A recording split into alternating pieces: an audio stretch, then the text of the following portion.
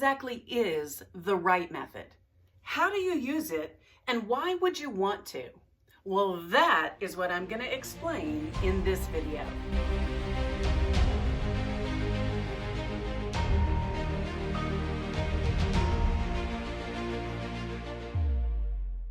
Well, right about the time that I was busy working on finishing up the 100 days of videos, I got a question in the comments that asked me which video explained the right method. It's a brilliant question. Well, my immediate response was that they all do. In fact, they're all based on this book, which is the outlining of the right method.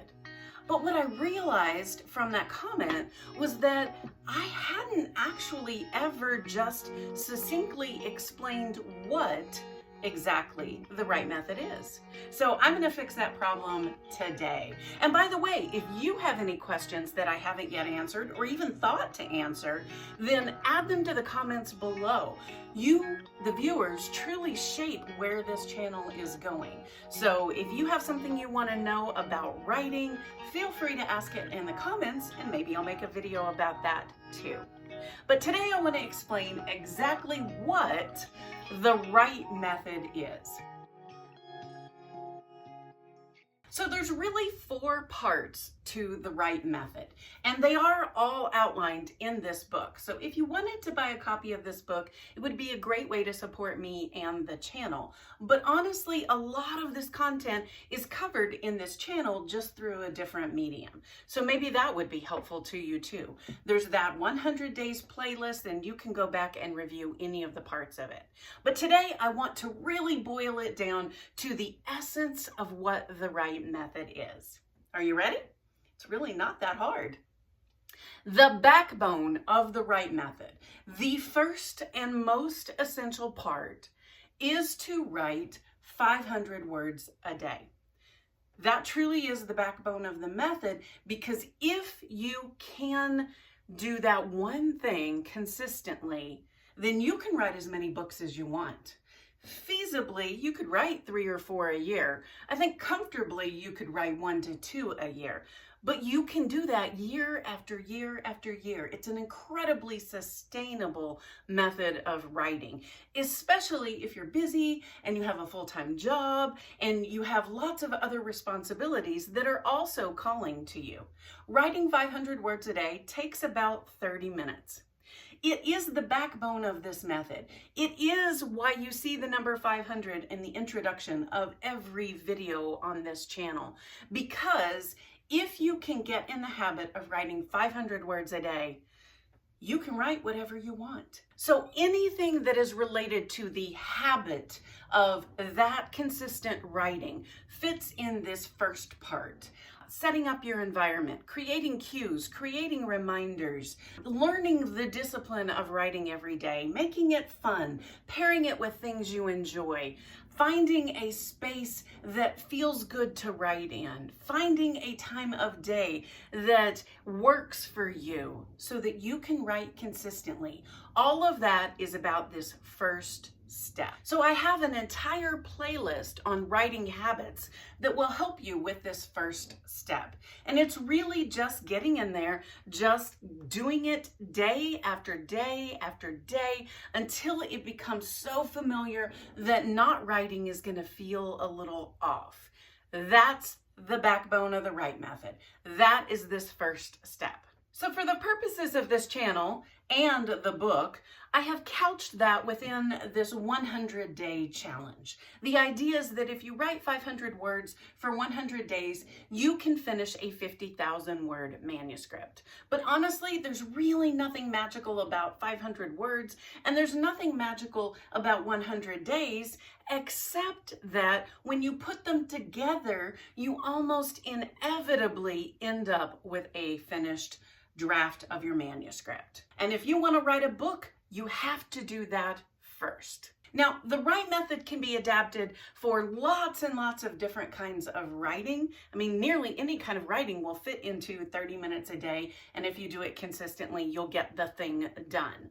However, this channel is really based upon the idea of writing books. So the second part of the right method is understanding the process of writing. Personally, I find it really helpful to know what to expect in my writing. Having a sense of, oh, this is the easy part. I am busting out words, but that's to be expected here, not a good expectation for the entire process, is really helpful to me. It's also really helpful to me when I am struggling to get the writing done, to know that there are parts of the writing process where that is actually normal and to be expected. And in fact, that means that I'm making progress through the writing process towards a finished draft. So the second part of the right method is just a good understanding of what to expect in the writing process. The third part of the right method is what to do after you finish the draft. And I think this is an essential part of writing, and so I have included it as a distinct part of the right method.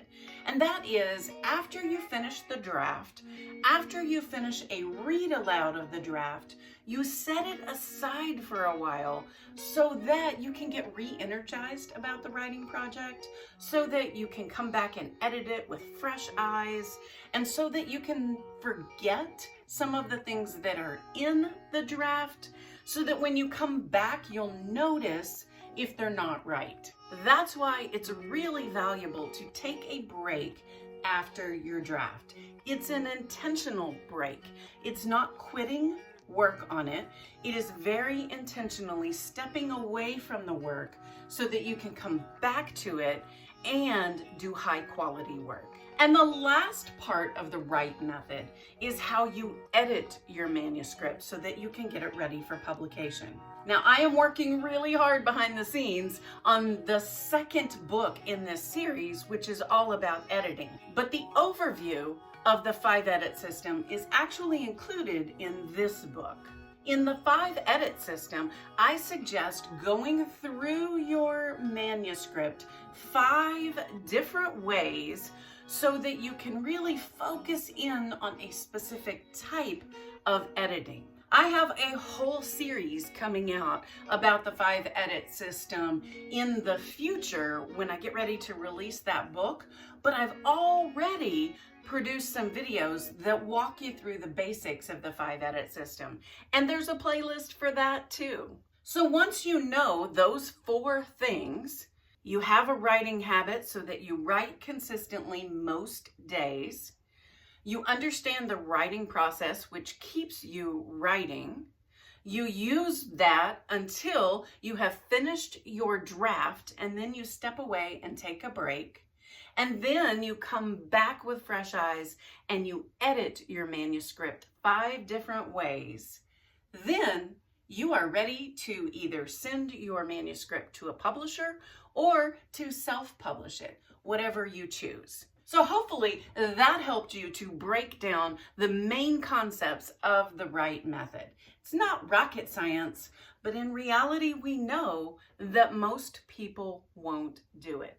In fact, when you first heard me say, write 500 words a day, you may have also kind of checked out and said, well, yeah, anybody could do that. What's the secret to writing a book? Well, that is the secret to writing a book. In fact, that's the secret to writing many books, as many as you want to and you're able to write. In fact, you'll have more ideas than capacity to write all the books that you want to write. But with the right method, you can prioritize those and write the important ones, and as many as you want. So you know the secret. Now the question is, will you use it?